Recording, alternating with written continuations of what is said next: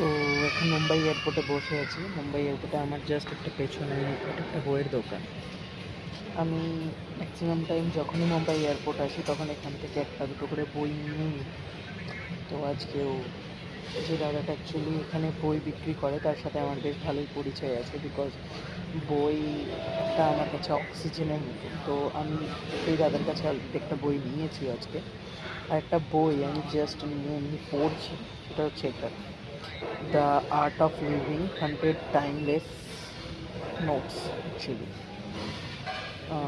তো এই বইটা এত সুন্দর এবং এত ক্যাচি লাইন এর মধ্যে আছে। এর মধ্যে মাদার টেরেসা থেকে শুরু করে রুমি, পাইথাগোরাস, এদের সব দারুণ দারুণ কথাবার্তা আছে। তার মধ্যে আমি দু একটা পড়ে আপনাদের শোনাচ্ছি।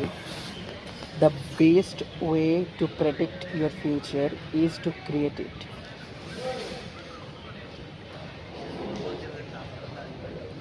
The highest result of education is the tolerance. Helen বলেছিলেন এই কথাটা। তো এরকম happiness is not something readymade, it comes from your own actions, Dalai Lama. এরকম the greatest wealth is to live content with little, life is short, art is long, opportunity filling, experiment dangerous, and judgment difficulties.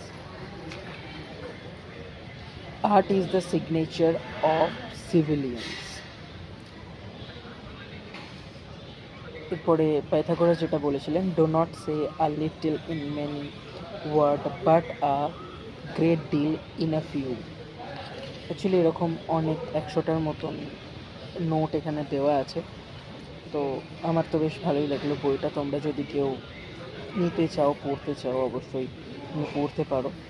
I am very much happy with this book actually. The mini book, and এটাকে carry করাও অনেক easy, তুমি যে কোনো জায়গা থেকে carry করতে পারবে। অ্যান্ড এটার প্রাইস হচ্ছে 295 অ্যাকচুয়ালি।